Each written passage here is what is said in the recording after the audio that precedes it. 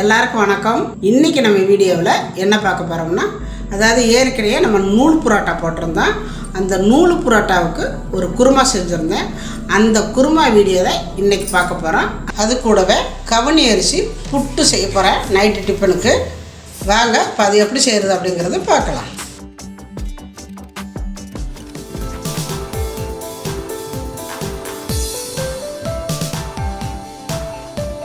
குருமா செய்கிறதுக்கு ஃபஸ்ட்டு ஒரு வானலியில் கொஞ்சமாக எண்ணெய் விட்டுருக்குறேன். ஒரு ஸ்பூனு சோம்பு, ஒரு ஸ்பூனு சீரகம், ஒரு அரை ஸ்பூனு குருமிளகு, ஒரு சின்னதாக ஒரு பட்டை, நட்சத்திரப்பூ, 2 ஏலக்காய், ஒரு 3 கிராம்பு எல்லாம் சேர்த்து வதக்கிக்கலாம். அடுப்பை குறைச்சி வச்சுக்கோங்க. இதில் சின்னதாக ஒரு பெரிய வெங்காயம் கட் பண்ணி வச்சுருக்கிறேன். இதையும் சேர்த்து வதக்கிக்கலாம். சோம்பு ரொம்ப வதங்கக்கூடாது, ஏன்னா அடியில் சோம்பு தங்கும், வெங்காயம் தான் மேலே நிற்கும். அதனால் சோம்பு வெங்காயம் இது எல்லாமே ஒட்டுக்க போட்டு வதக்கிக்கோங்க. இது எதுக்குன்னா அந்த குருமா நல்லா கெட்டி கிடைக்கிறதுக்காக இந்த மசாலா அரைக்கிறோம். நல்லாவும் இருக்கும், நல்லா டேஸ்ட்டாகவும் இருக்கும், நல்லா கெட்டியாகவும் இருக்கும். அதுக்கு தான் இந்த மசாலா. இது கொஞ்சம் நல்லா வதங்கட்டும். வெங்காயம் ரொம்ப வதங்கணும் அப்படிங்கிறது இல்லை, ஓரளவு வதங்கினா போதும். சின்னதாக 2 தக்காளி எடுத்து கட் பண்ணி வச்சுருக்கிறேன். இப்போ இதையும் சேர்த்து வதக்கிக்கலாம். இந்த தக்காளி கொஞ்சம் நல்லா வதங்கட்டும். இப்போ பார்த்தீங்கன்னா ஓரளவு வதங்கிருச்சு. இதை எடுத்து வேறு பிளேட்டுக்கு மாற்றிக்கலாம். வேறு ஒரு பிளேட்டில் மாற்றி ஆற வச்சு இதை அரைக்கணும். அரைச்சா தான் அந்த குழம்புக்கு நம்மளுக்கு டேஸ்ட்டாகவும் நல்லா கெட்டியாகவும் கிடைக்கும். இதை ஆறட்டும். இப்போ அதே பேனை அடுப்பில் வச்சுருக்கிறேன். இப்போ குருமா தாளிச்சுக்குவோம். கொஞ்சம் எண்ணெய் கூட விட்டுக்கோங்க. இப்போ எண்ணெய் காஞ்சது, ஒரு பிரிஞ்சி இலை, ஒரு நட்சத்திரப்பூ, ஒரு பட்டை, 2 ஏலக்காய், 3 கிராம்பு, கொஞ்சம் போல் கல்பாசி. இப்போ இதெல்லாம் செவந்தது. கொஞ்சமாக கருவேப்பிலை ஃபஸ்ட்டு போட்டுக்கோங்க. ஒரு 3 பச்சை மிளகாய், பெரிய வெங்காயம் 2 வெங்காயம் கட் பண்ணி வச்சுருக்கிறேன். இப்போ அதை சேர்த்துக்குவோம்.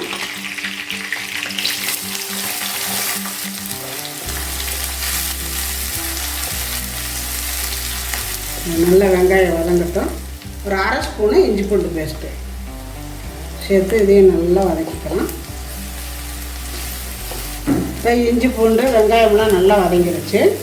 என்னமா இது கமகமன் வாடை அடிக்குது, பசி எடுக்குது, செம்மையாக இருக்குது வாடை. பசிக்குதா? பாருங்க, எங்கள் பூர்ணிக்கு வாடையை பார்த்தோன்னே பசி வந்துருச்சம்மா. ஏற்கனவே 2 தக்காளி வதக்கி வச்சுருக்கிறேன் அரைக்கிறதுக்கு. இங்கே ஒரு 2 தக்காளி வெட்டி வச்சுருக்கிறேன். இப்போ இதை சேர்த்து வதக்கிக்கலாம்.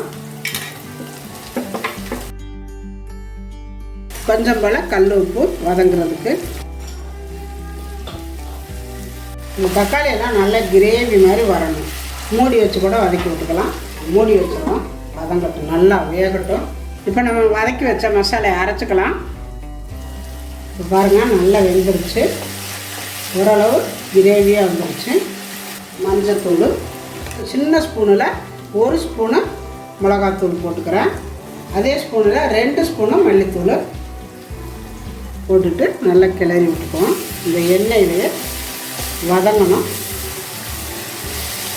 இந்த எண்ணெய் கூட சேர்ந்து இந்த மிளகாத்தூள் இதெல்லாம் சேர்ந்தால் தான் ரொம்ப நல்லாயிருக்கும் அந்த குருமா.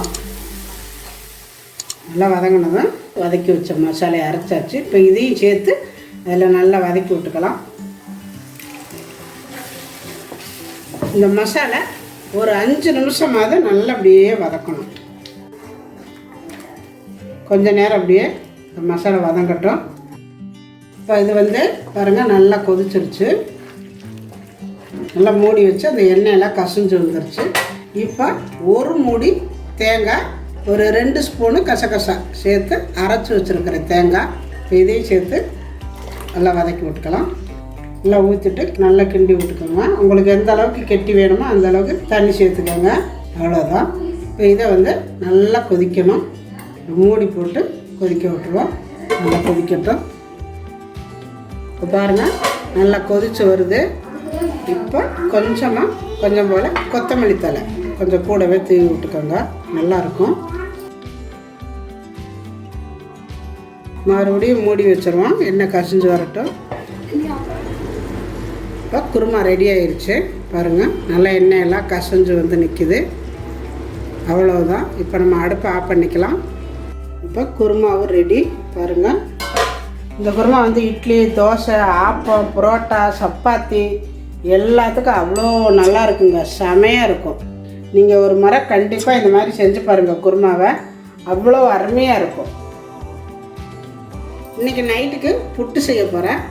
பிள்ளைய ரொம்ப நாளாக கேட்டுக்கிட்டே இருக்கிறாங்க, அம்மா கவுனி அரிசியில் புட்டு செஞ்சு கொடுமான்னு.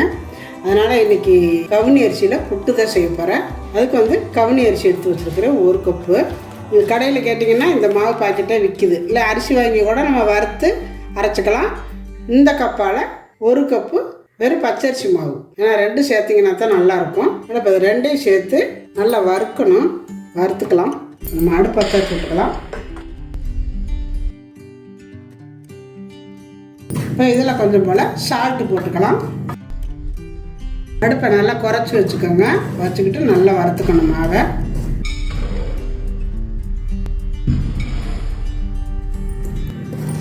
இப்போ பாருங்கள், மாவு வறுத்தாச்சு. மாவு தொட்டு பார்த்திங்கன்னா நல்லா சூடாக இருக்கணும், தொட முடியாத அளவுக்கு சூடாக இருக்கணும். 7 நிமிஷமாவது கிண்டணும் கண்டிப்பாக. இப்போ மாவு வறுவட்டுருச்சு. நான் அடுப்பை ஆஃப் பண்ணிட்டேன்.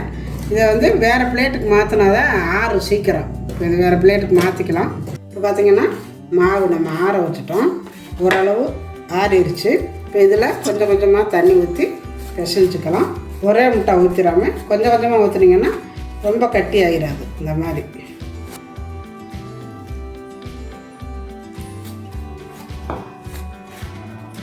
நல்லா கட்டி இல்லாமல் உடச்சி விட்டுக்கணும்.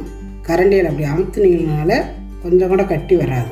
இது வந்து ரொம்ப ஈஸியான வேலை. நைட்டில் வந்து நம்ம மாவு இருந்தால் போதும். இந்த மாவை வறுத்துட்டு ஒரு பக்கம் தண்ணியை வச்சிங்கன்னா 10 நிமிஷம்தான், 10 நிமிஷம்தான் ஆகும். கரெக்டாக டிஃபன் ரெடி ஆகிடும். டெய்லி இட்லி தோசை திங்காமல் இந்த மாதிரி நம்ம செஞ்சு கொடுக்கும் பொழுது குழந்தைங்களும் நல்லா விரும்பி சாப்பிடுவாங்க. ஒரே மாதிரி இல்லாமல் இந்த மாதிரி கட்டி இல்லாமல் பார்த்துக்கோங்க. ரொம்ப கட்டியாக இருந்தால் சளிக்கீழே கூட போட்டு சளிச்சுக்கலாம், இது ஒன்றும் பிரச்சனை இல்லை.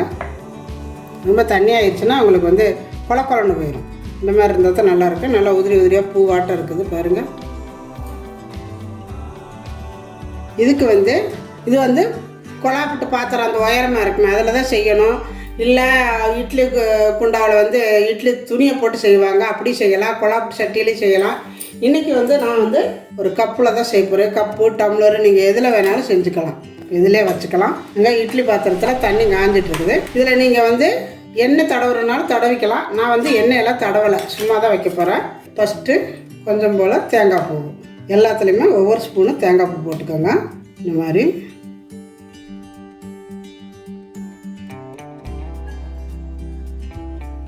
இதே மாதிரி ஃபுல்லாக நல்லா இழுத்து விட்டுக்கோங்க தேங்காய் பூவை. இப்போ நம்ம வச்சுருக்கிற இந்த மாவு எடுத்து கொஞ்சம் கொஞ்சமாக போட்டுக்கலாம். இந்த மாதிரி ஃபுல்லாக போட்டுட்டு நல்லா தடவி விட்டுருங்க. இதுக்கு மேலே ஒரு லேயர் தேங்காய் பூ நல்லா இதையும் ஃபுல்லாக தடவி இழுத்து விட்டுக்கோங்க. அப்படி ஓரத்தில் நல்லா ஓரத்தில் வரணும். இந்த மாதிரி இதுக்கு மேலே ஒரு லேயர் போட்டுக்கோங்க. போட்டுட்டு இதுக்கு மேலேயும் ஒரு லேயர். இதே மாதிரி எல்லா கப்லையும் வச்சுக்குவோம். பார்த்திங்கன்னா நம்ம எல்லாத்துலேயும் கப்பிலெல்லாம் வச்சாச்சு. இங்கே இட்லி பாத்திரத்தில் தண்ணி காஞ்சிட்ருக்குது. இப்போ எடுத்து ஒவ்வொன்றா இந்த மாதிரி உள்ளே வச்சுக்கலாம்.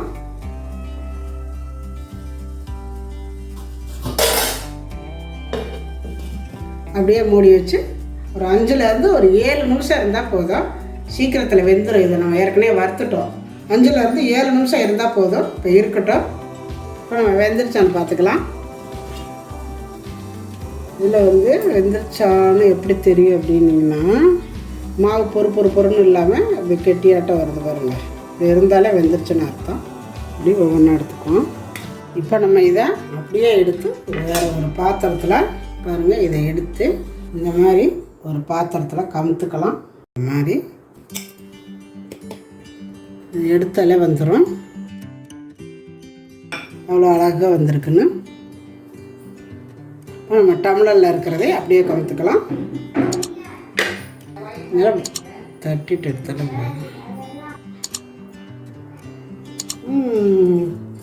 பாருங்க அவ்வளோ அழகாக வந்திருக்குங்க, செமையாக இருக்குது. இப்போ பாருங்கள் நம்மளுடைய கவுனி அரிசி புட்டு எப்படி வந்திருக்குதுன்னு ரொம்ப அருமையாக வந்திருக்குது.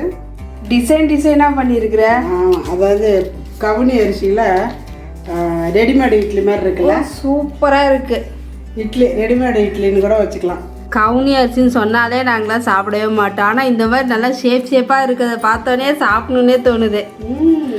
அதே பாருங்க, நான் சொன்ன மாதிரி நாங்களாம் சின்ன பிள்ளையில வேண்டாமா அப்படிம்பா, அந்த மாதிரி தான் எங்கள் பிள்ளைகளும் சொல்லுவாங்க. ஆனால் இன்றைக்கி பார்த்தோன்னே சாப்பிடும் போல் இருக்குதாம்மா. இதில் வந்து கொஞ்சம் போல் கரும்பு சர்க்கரை. இப்போ வந்து நம்ம வந்து இதை உடச்சி விட்டோம்னா எப்படி இருக்கு பாருங்க. புட்டு மாதிரியே இருக்கு, லைட்டா புட்டு தாண்டா பாருங்க, அழகாக இருக்குது. இந்த மாதிரி நம்ம உடச்சி விட்டு சர்க்கரை வச்சு சாப்பிட்டிங்கன்னா செமையாக இருக்கும். சரி, எடுத்துகிட்டு இல்லை தள்ளு, நாங்கள் சாப்பிட போகிறோம். சர்க்கரை கலக்கி தரடி. பாருங்க, எங்கள் பிரியா எப்போவுமே கேட்க மாட்டா, இன்னைக்கு பாருங்க இருடத்தாங்க. சாப்பிட்டு பாருங்க எப்படி இருக்குங்க, செமையாக இருக்கும் மருந்துரா.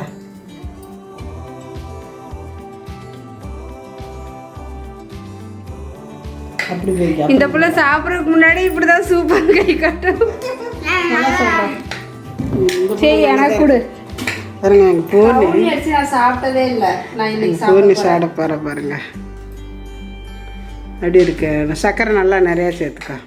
சூப்பராக இருக்குமா? கவுனி அரிசினே தெரியல. நல்லா இருக்கா பாருங்க. அதாவது அடதாசை எனக்கு அப்படிதான் பிச்சு சாம்பலும் காட்டுறேன்னு சொல்லிட்டு அவாட்டில் பிச்சு சாப்பிட்டா இன்னைக்கு பாருங்க. எங்கள் அம்மா சாப்பிட்டு எப்படி இருக்குன்னு சொன்னால் நான் பாட்டுக்கு சாப்பிட்டுட்டு இருக்கேன். அந்த அளவுக்கு சூப்பராக இருக்குது. நானும் அந்த பச்சை அரிசி செய்வர புட்டு அப்படியே தான் இருக்குது. கவுனி அரிசின்னு சொல்லவே முடியாது, அந்த அளவுக்கு சூப்பராக நல்லா இருந்தா சரி. பாருங்க நல்லா இட்லி மாதிரியே இருக்கு பாருங்க, நல்லா அழகாக இருக்குது பாருங்க, இட்லி மாதிரியே செமையாக இருக்குது. அப்படியே எடுத்து நல்லா உடச்சுட்டா பூ மாதிரி விழுந்துடும்.